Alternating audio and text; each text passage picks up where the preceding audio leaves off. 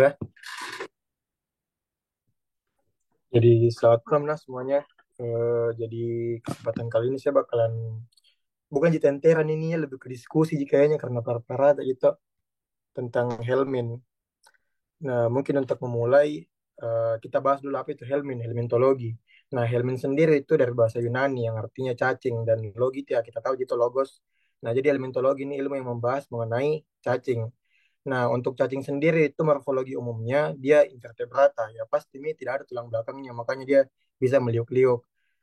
Terus dia juga itu bentuknya yang biasa kita lihat panjang ki, ada yang pipi, ada yang kayak Indomie. Lalu manifestasi kliniknya itu kita pisahkan, kita klasifikasikan cacing berdasarkan bentuk eksternal dan organ yang dihambatnya. Lalu komponen seksualnya. Nah, komponen seksualnya cacing ada dua. Ada yang hermaprodit, yaitu di dalam satu individu cacing ada dua komponen seksual. Jadi di cacingnya ini ada testis sama ada ootiknya. Ada penghasil sel telur dan spermanya. Jadi dia bisa membuahi. Terjadi pembuahan di satu individu, Ji. Tidak melibatkan dua individu. Lalu ada juga yang biseksual, yang normal kayak kita, ada jantan betinanya. Lalu untuk klasifikasinya sendiri itu, kalau saya ku permudah ki kayak hafalanku tuh TNI, telur, nimfa sama imago. Nimfa itu sama dengan larva, imago itu kan cacing tapi fase dewasa. Nah, mungkin itu untuk pengenalannya. Nah, ini tuh kita sudah tahu nih pembagiannya helmin ada tiga, ada nematoda, ada cestoda sama trematoda. Nah, ini pembahasan umumnya. Jadi kalau saya itu cara aku saya cuma bagi jadi tiga subbab sih setiap cacing. Jadi ada karakteristiknya saat dewasa, ada sifat komponen seksualnya, sama ada juga vektornya. Nah, kita mulai dari nematoda. Nah, nematoda kan bentuknya itu ya dia bentuknya silindris ki. Kalau saya pembayanganku nematoda ini agak mirip ke Indomie karena kayak silindir-silindir ki terus pipi. Nah, dia juga itu sifatnya simetris bilateral. Maksudnya simetris bilateral ini jadi itu cacing kalau kita potong sagital tuh kayak manusia ji. Kalau dipotong kipas di pertengahan mata pasti simetris gitu antara potongan yang kiri sama yang kanan. Nah, sama jadi cacing nematoda juga begitu kalau kita potong. Jadi bentuk kiri sama kanannya itu bakalan simetris ki. Nah, terus untuk sifat komponen seksualnya dia biseksual, ada jantan sama betinanya. Nanti bakalan lebih kita bahas lagi di belakang. Habis itu untuk vektornya. Nah, kalau saya sendirinya nematoda kan cara aku hafal nematoda itu kan awalannya N. Nah, terus menurutku salah satu vektor yang paling terkenal dari nematoda ini nyamuk. Dan nyamuk kan tergolong arthropoda aja. Nah, berarti cara aku saya ingat apa ini vektornya nematoda, nyamuk. Nah, nyamuk kan which is nyamuk ini arthropoda. Jadi ciri khasnya itu nematoda, dia vektornya arthropoda sama babi. Lalu untuk cestoda, cestoda itu sifat untuk yang dewasanya dia bentuknya panjang, terus bersegmen ki. Saya pernah baca sampai ribuan segmen, entah 2.000 sampai 5.000 segmen yang ada di cestoda ini. Terus dia komponen seksualnya hermaprodit. Ini tadi yang dalam satu cacing ini tersedia ada kayak komponen jantannya sama betinanya. Jadi dia bisa membuahi sendiri di dalam satu individu ini untuk menghasilkan telur nanti. Setelah itu untuk vektornya dia siklus hidupnya itu dia melibatkan ada sapi, anjing, kucing dan babi. Cestodin memang vektornya memang kayak makanan sehari-hari ta. Dan ini memang yang kasusnya paling banyak tuh kayak kita dengar biasa ada cacing pita di dalam babi. Nah, ini tergolong Tainia solium namanya. Itu sih dia kalau cestoda, kalau saya cara mengingatku cestoda itu memang cacing yang paling sering kita konsumsi, dikonsumsi sama masyarakat. Paling banyak juga kasusnya. Terus trematoda. Nah, trematoda kan kita tahu pasti itu sering diulang-ulang sama dosen, dia bentuknya kayak daun. Terus dia ciri khasnya ini yang tidak ada yang tidak dimiliki sama cacing lainnya, dia punya oral sucker. Nah, nanti ini juga bakalan dijelaskan lebih lanjut di slide belakangnya. Habis itu komponen seksualnya dia mirip dengan cestoda. Dia hermaprodit. Jadi di dalam satu individu ini ada dua komponen seksual jantan betina. Jadi dia bisa membuahi di dalam individu itu sendiri. Jadi kayak hamil di cacingnya itu sendiri. Nah, jadi terus kalau untuk vektornya ini dia yang paling khas dia itu pakai keong ki. Pasti sudah mungkin juga baca-baca tuh kayak Schistosoma japonicum begitu yang harus ada keong buat lanjutkan siklus hidupnya. Nah, itu juga mungkin yang mau saya tekankan di sini tuh mungkin supaya kita bisa hafal karakteristik khususnya, yang mana kayak silindris, yang mana simetris bilateral, yang mana panjang dan bersegmen, terus komponen seksualnya, yang mana ada biseksualnya, terus sama vektornya sih.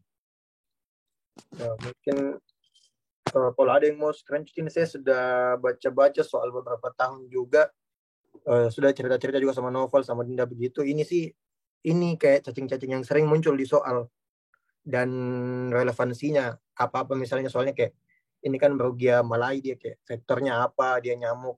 Tapi sebentar ini saya kasih juga. Lanjut nih. Nah, ini hostnya. Kalau saya ini host, saya lebih fokus ke dua host awal sih, host definitif sama intermediate. Definitif saya pasti dari bahasanya definitely artinya sesungguhnya, atau artinya ini host yang ditempati sama parasit untuk hingga mencapai fase dewasa. Jadi pematangannya itu di host definitif ini. Nah, untuk yang intermediate kan, intermediate kayak kalau saya tahu kok kayak setengah-setengah begitu. Jadi dia kayak tempatnya dia bersinggah. Jadi dia masih dalam stadium immature, masih muda, bisa telur atau larva, dia belum ada menjalankan fungsi kehidupannya situ. Nah, untuk yang ini ya ini beda, yang beda sendiri itu trematoda, di mana telurnya trematoda itu bisa memberikan perubahan patologik. Kenapa, Novel? Nah,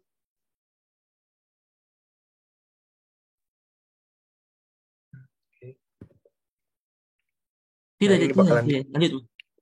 oh ya, ini bakalan dipahami lagi. Kalau di sini jelaskan kayaknya ini kurang kurang juga, mending nanti di belakang dibahas. Nah, itu dari morfologinya trematoda dulu. Mungkin kita review sedikit trematoda tadi. Trematoda itu yang bentuknya daun. Terus dia juga komponen seksualnya dia hermafrodit, tapi ada pengecualian di sini, yaitu trematoda darah. Trematoda darah dia biseksual, ada jantan betinanya. Nah,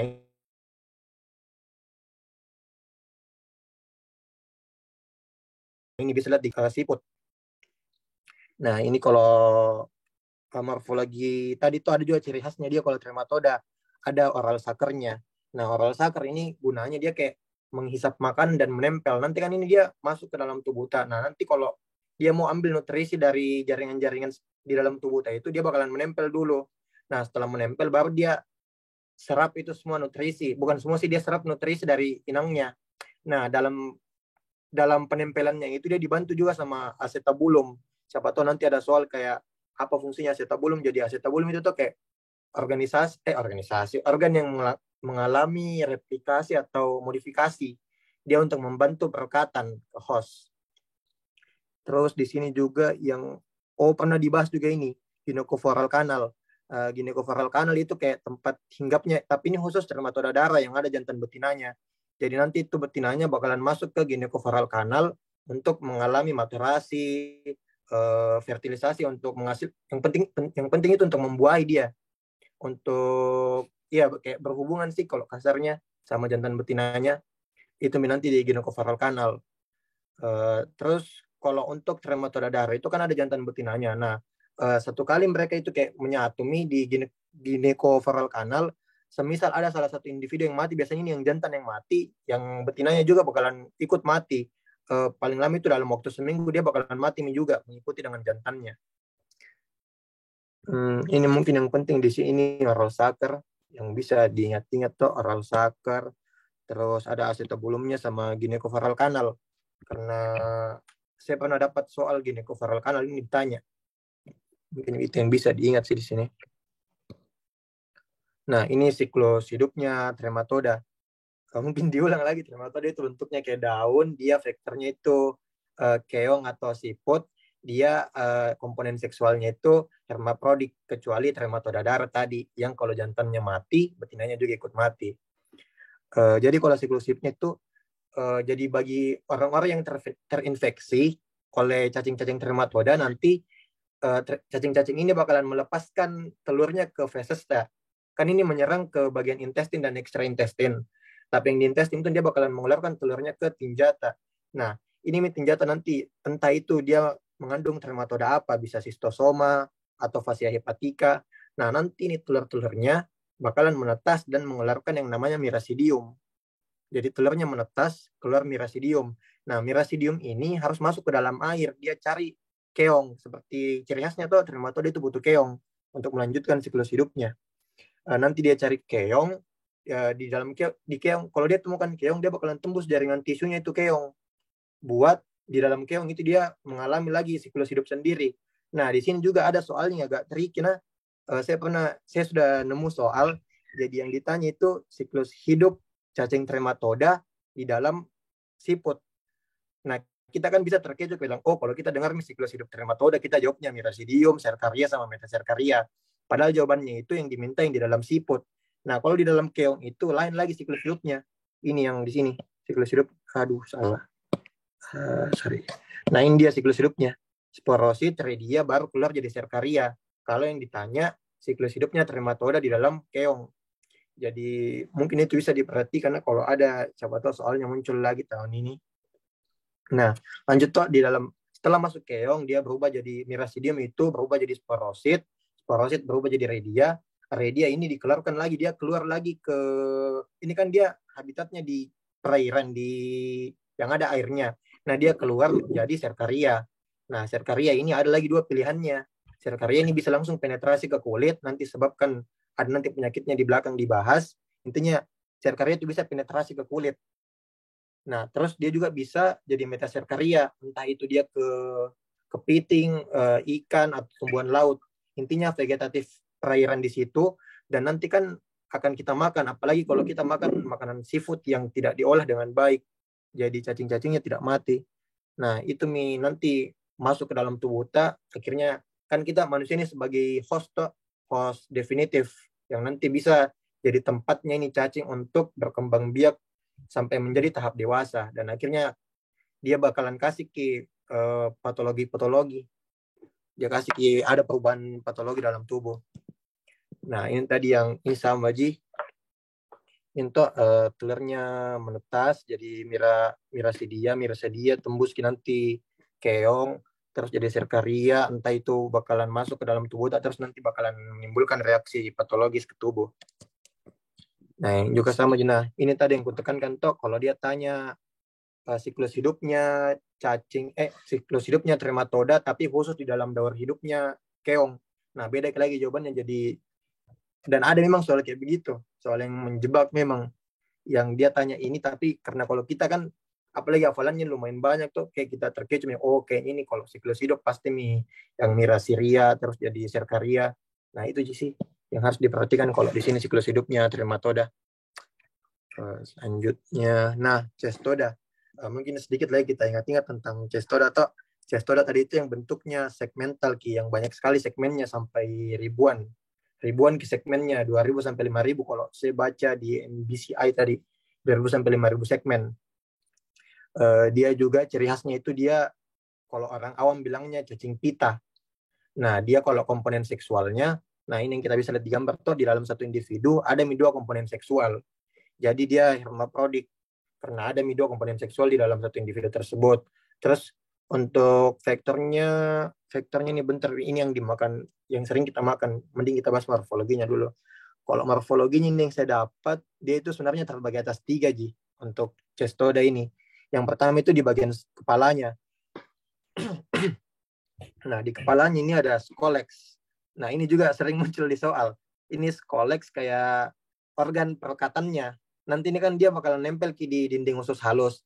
Nah, scolex mini yang kayak dia mirip oral sucker sih, dia nempel ke dinding usus halus. Nah, itu nanti yang kayak menyerap makanan dan lain-lain. Nah, tapi dalam kerjanya ini mirip sekali sama trematoda. Dia dibantu juga sama acetabulum, organ modifikasi untuk perekatan. Tapi di sini ada juga satu ciri khasnya cestoda. Dia punya rostelium. Nah, rostelium ini ibaratnya tuh kayak apa sih, kayak hook begitu. Apa sih kalau hook? Kayak pengait, kayak jangkar Ki. Jadi setelah menempel Ki ke dinding usus halus, dia pasang jangkar. di tusuk halus. Nah, terus bagian kedua itu lehernya. Lehernya ini tidak, saya bacanya dari sumberku sih, fungsi utamanya itu untuk proliferasi. Nanti ini pembentukan proklotit. Nah, di bagian proklotit ini nanti, di sini Mi, di dalam proklotit itu ada organ-organ reproduksi ini untuk menghasilkan telur. Nah, di mana ini kan hasil proklotit ini kan hasil proliferasinya dari leher. Nah, artinya semakin ke bawah itu semakin tua. Dan kalau semakin tua proklotitnya semakin mudah dilepas. Nah, tadi kan kita tahu di proklotit itu ada ini fungsi reproduksi itu penghasilan telur. Nah, nanti kalau lepas kita proklotit, nah sama gitu sebenarnya kayak mekanisme untuk melepaskan telurnya ke lingkungan. Jadi mulai yang paling ujung, soalnya yang paling ujung kan yang paling paling tua, nanti katanya juga paling lemah dan mudah nanti terlepas dari tubuhnya ini cestoda. Nah, untuk siklus hidupnya, kalau saya cara hafalku siklus hidupnya cestoda ini memang cestoda ini yang paling umum kasusnya dan paling sering kita, yang utamanya itu cara penularannya karena konsumsi. Dan kayak kita sering sekali dengar tuh kayak ada cacing pitanya di babi, makanya kayak bahaya makan babi begini-begini. Nah, ini yang menurut yang paling terkenal dan cara hafalku saya begitu. Dan satu juga yang dijelaskan waktu sama dokter waktu itu, dia ini bisa menular melalui kutu di hewan peliharaan. Jadi misal ada kucing yang tidak divaksin atau banyak kutunya, terus kita sering kayak elus-elus sampai dia bisa main di dekat area pernafasan tak, bisa saja tuh kutunya terhirup ke dalam pernafasan dan bisa nanti berkembang di intestin tak. Dan nanti bakalan munculkan juga reaksi patologis tak. Untuk nama-namanya ya ini kayak Taenia saginata, solium, nanti ada di tabel yang sebelumnya. Sudah saya tandai kalau ada yang mau. Selanjutnya, nah ini tadi yang saya bilang ke dia bakalan masuk ke, dia nanti itu telurnya bakalan ada di tinja-tinja yang menderita, yang pernah terinfeksi sama cacing tersebut. Nah, habis itu bakalan dimakan oleh babi ataupun bisa terhirup sama manusia. Setelah itu nanti kalau kita makan kayak babi terus kita olahnya itu kurang baik dan cacingnya masih bisa bertahan hidup, nanti bakalan berkembang di usus halus tak, dan dia bakalan menempel di dinding usus halus menggunakan scolex. Ini juga sering muncul soalnya kayak apa organ yang digunakan oleh cacing cestoda untuk penempelannya di dinding usus halus. Nah, jawabannya itu scolex. Untuk yang membantu itu ada acetabulum sama ini tadi rostelium yang sebagai hooknya, sebagai jangkarnya. Nah, terus helmin yang terakhir itu ada nematoda. Nah, nematoda kita ulang juga sedikit. Nematoda itu dia bentuknya tadi silindris, Ki. Ini bisa dilihat di gambarnya tuh dia silindris. Dia itu sifatnya biseksual, Ki, komponen seksualnya. Jadi ada jantan dan betina, bukan dalam satu individu. Dan ukuran jantan itu untuk nematoda relatif lebih kecil dia. Ini sih dia tidak terlalu. Oh iya, sama vektornya. Tadi kan nematoda itu awalannya N, berarti vektor yang paling terkenalnya itu nyamuk. Nyamuk itu bagian arthropoda, jadi vektornya nematoda itu nyamuk atau arthropoda dan babi. Nah, ini siklus hidupnya toh dia bisa melalui, kalau kita makan babi nanti bisa masuk ke intestin langsung kalau kita olahnya kurang baik. Bisa juga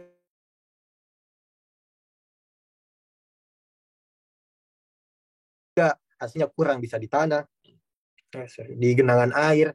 Nah, nanti kalau kita ada kemungkinan kita hirup gitu askaris dan masuk ke pernapasan kita, bakalan berjalan menuju intestin dan bakalan berkembang di situ. Nah, terus ada juga yang ciri yang sangat khas di nematoda ini namanya cacing tambang. Kalau tidak salah nama latinnya itu Necator americanus. Dia cacing tambang, dia bisa langsung juga penetrasi ke kulit. Nanti untuk penyakitnya ada di belakang. Sama dia itu gejalanya mirip sama Schistosoma japonicum, nanti ada kayak iritasi di kulit. Swim itch nanti di belakang. Ini akan, nah ini mirip juga. Nah ini mungkin bisa dihafal juga yang ini sih, karena soal-soal yang saya baca juga banyak sekali menyinggung tentang ini. Apalagi Wuchereria bancrofti, Loa-Loa, Dranculus mendinensis juga ini, vektornya Cyclops. Agak sering juga ditanyakan. Tapi sudah juga saya tandai juga. Saya tandai di tabel yang di depan tadi. Lalu ini Bergia malai itu penyakit apa ini elephantiasis, filariasis, kaki gajah. yang disebabkan oleh ini vektornya dia nyamuk. Itu makanya nematoda. Cara hafal, kalau saya cara hafalku nematoda N itu berarti vektornya nyamuk. Sama-sama N toh cara mudahnya ya nyamuk kan arthropoda. Ya tinggal diselesaikan arthropoda dan babi. Nah ini entrant localization-nya Helmin sama aja sama yang dijelaskan tadi, ada lot mulut, ada yang penetrasi. Nah, masuk nih ke bagaimana Helmin ini bisa memberikan kita perubahan patologis di tubuh toh. Yang pertama itu iritasi. Nah, ini tadi kebanyakan ini yang iritasi, cacing-cacing yang bisa penetrasi langsung ke kulit.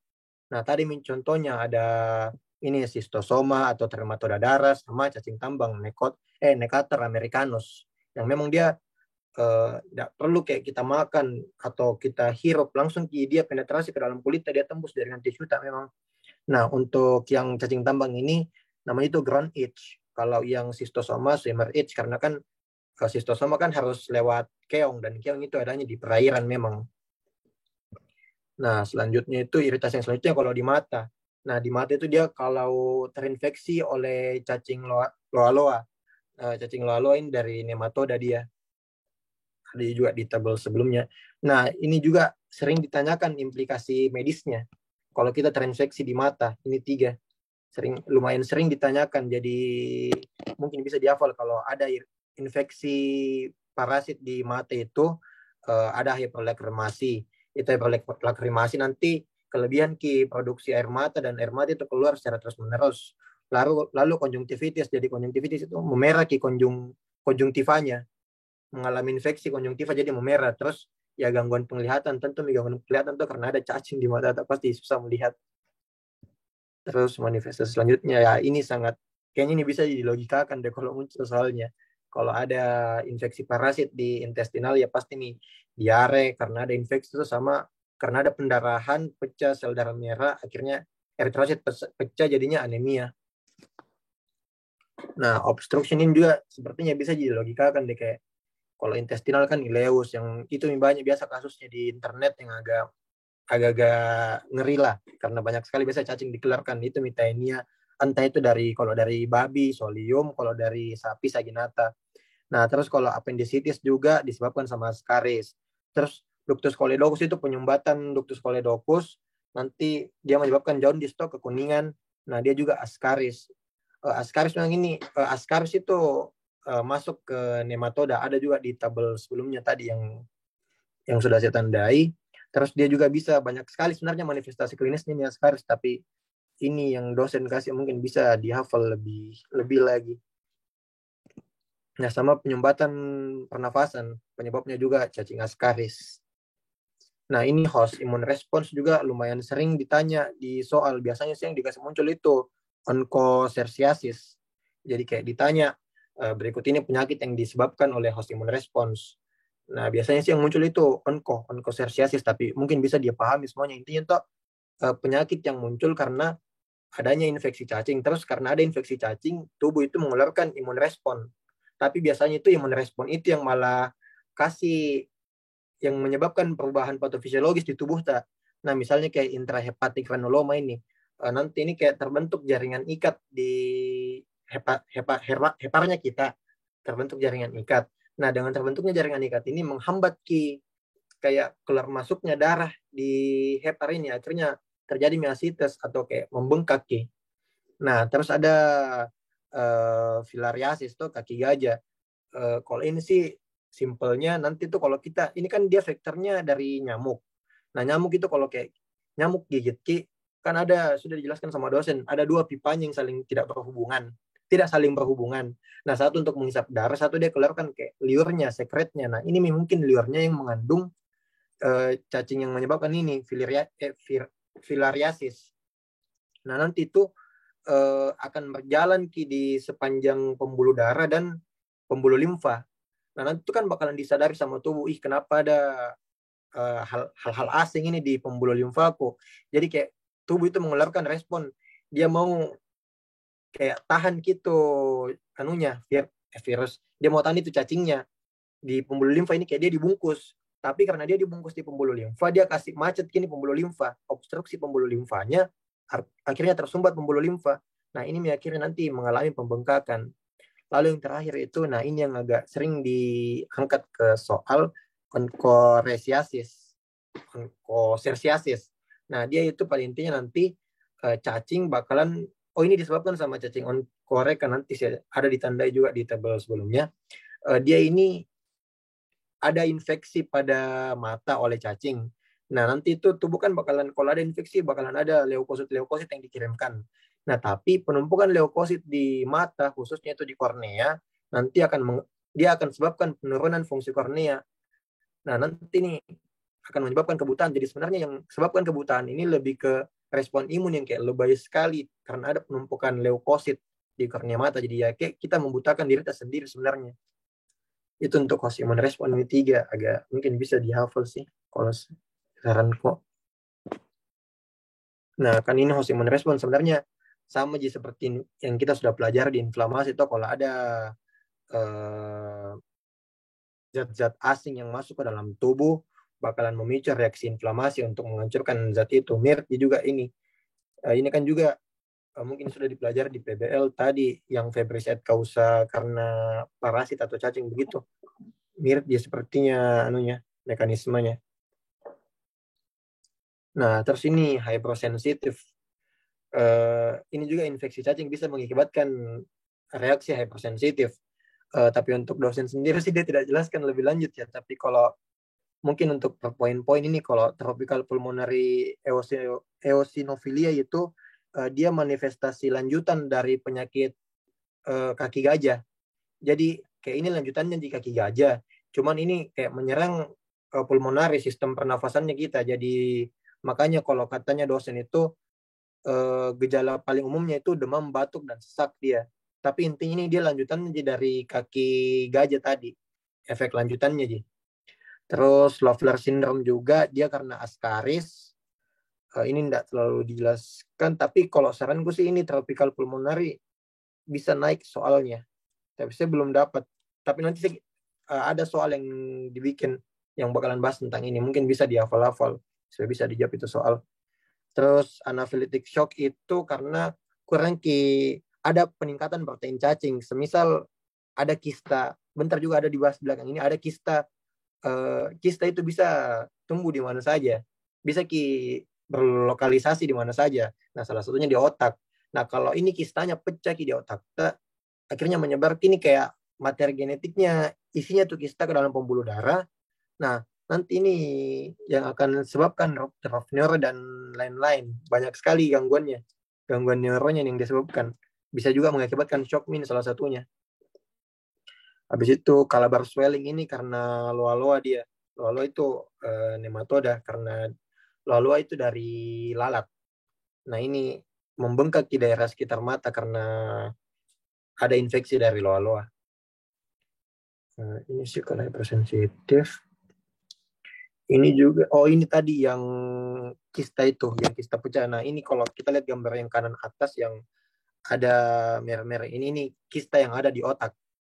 Nah, itu kan, otak kan itu sebenarnya kayak spesifik sekali kerja dan strukturnya itu diciptakan sama Tuhan sangat spesifik. Nah, kalau ada kayak zat-zat kista kayak begini yang menempati otak, nanti dia akan, dia tingkatkan tensionnya, karena dia isi ruang-ruang kosong yang ada di kranial, jadi bakalan memunculkan masalah-masalah neuro.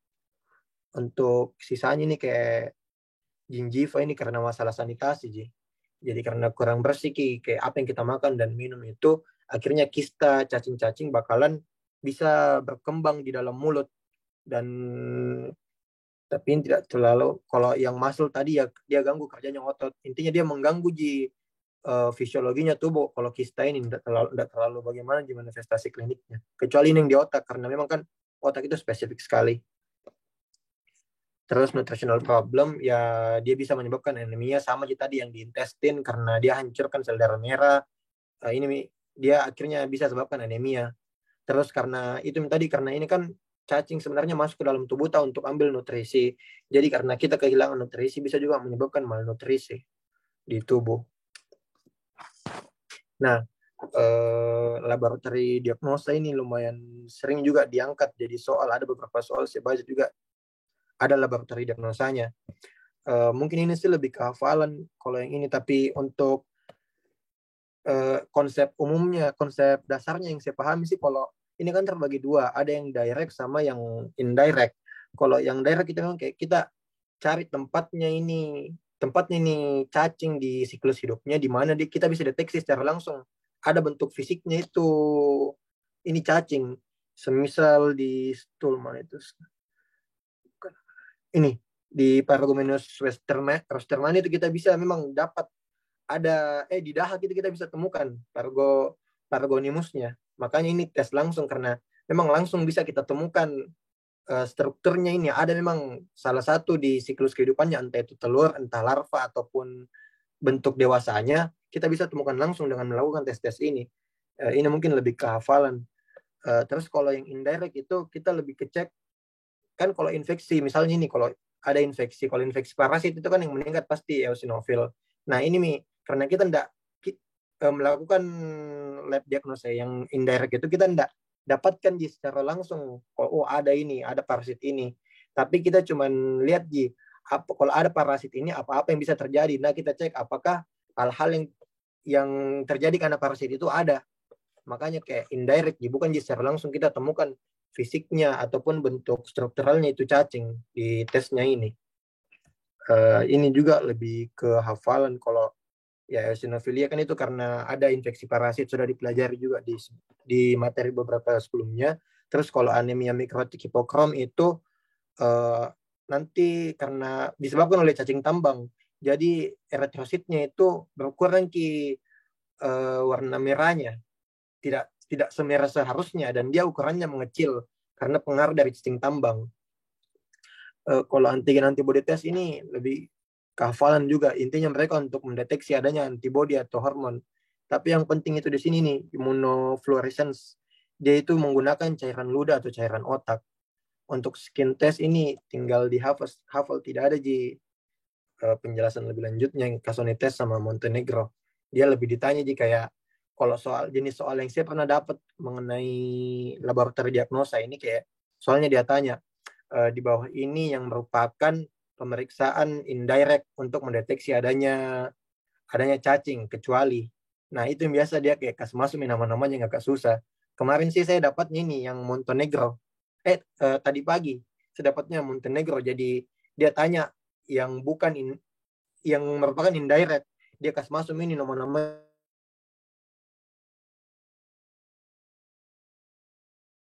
yang susah kayak dikasih masuk Montenegro. Itu kan jawabannya Montenegro. Cuman kalau saya sih lebih hafal yang indirect ya. Soalnya indirect lebih sedikit dan lebih berkonsep, jadi lebih mudah dipahami.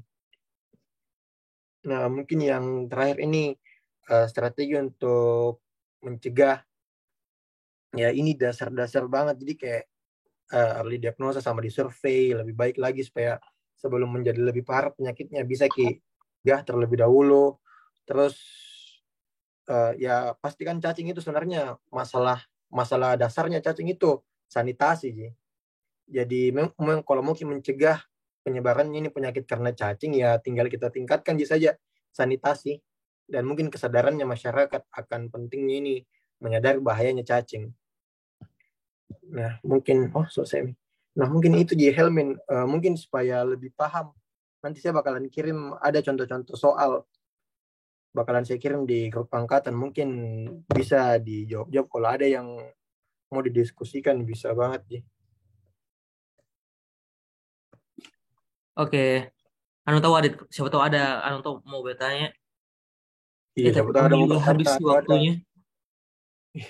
siapa tahu ada mau bertanya atau mau diskusi saya kirim dulu juga soalnya. Iya, tapi saya buka juga tuh Adit kalau misalnya kayak ada mau bahas-bahas soal apa bahas-bahas pertanyaan soal yang tadi. Oh iya ini. Oh atau bentar ya sekalian sama atau saya kirim saja novel soalnya. Iya, Aku kirim belum dulu, kirim dulu. saya Maksudku juga kalau bakalan misalnya bahas. kalau misalnya ada kayak mau apa bertanya soal yang tadi toh, maksudnya materi yang tadi, saya buka juga Oh toh iya. misalnya di chat Iya. bagaimana. Ada Atau juga novel langsung juga bisa tunjuk dia ya di bisa bisa. bisa Siapa tahu ada mau bisa. bertanya atau ada mau diskusi. Iya, iya. Nah suka sekali itu, iya apa kan lagi anu tuh lagi ada halangannya Ika tuh malam ini. Jadi iya. Tadi Mi juga itu sebenarnya yang buat soalnya nanti yang bakal nambah nambah Adit. Iya. Jadi iyo kayak penggantinya toh itu ceritanya ya, soalnya Mi yang wakili ki nanti. Jadi Hadir rumah ya bang. iya. Ada mah ada mah. Ada Moko Iko, ada Moko. Iya iya. Jadi Seri. iya toh, jadi nanti itu soal yang bakal Moko apa bakal dibagi, Iko itu yang buat nah. Jadi iya. Tapi kau Iko iya apa buka gitu kalau misalnya ada mau apa Iya kalau misalnya diskusi-diskusi. ada mau tanya. Iya. Ah, Atau itu siapa tahu mau lihat-lihat dulu soalnya toh ada yang nggak dipahami di soalnya. yo, kayak begitu-begitu. Ada sebenarnya yang baru itu 15 nomor. Enggak, Oh, ini ada mau lagi dulu tambah. banyak. Banyak di soal nanti. Ini mau dulu dijawab. Iya, iya. Masalahnya Kalau tuh yang sisa 2 menit, Pak. Mau lagi kah lanjut? Bisa Ji. Karena dia yang lihat atau Kalau siapa tahu kalau nggak mau anu ya bisa aja bisa langsung jadi dibahas. iya Oh bisa iya, gas, dijawab. gas, gas. Langsung dibahas, Dik. Oke, Pak Dena. Kayak ganti link mungkin pada dulu. Oh iya, mungkin kode saya kirim juga anu di apa sih PPT-nya. Oh iya, bisa bisa sih juga. Sambil sekalian mikirin soalnya tuh, supaya sambil dipegang Ya, nih. sudah ada soalnya saya kirim di grup angkatan kalau ada yang mau coba-coba jawab. Bisa jadi referensi juga buat UTOP nanti. Oke. Ku end Oke. me dulu nah. Ini. Oke, Novel.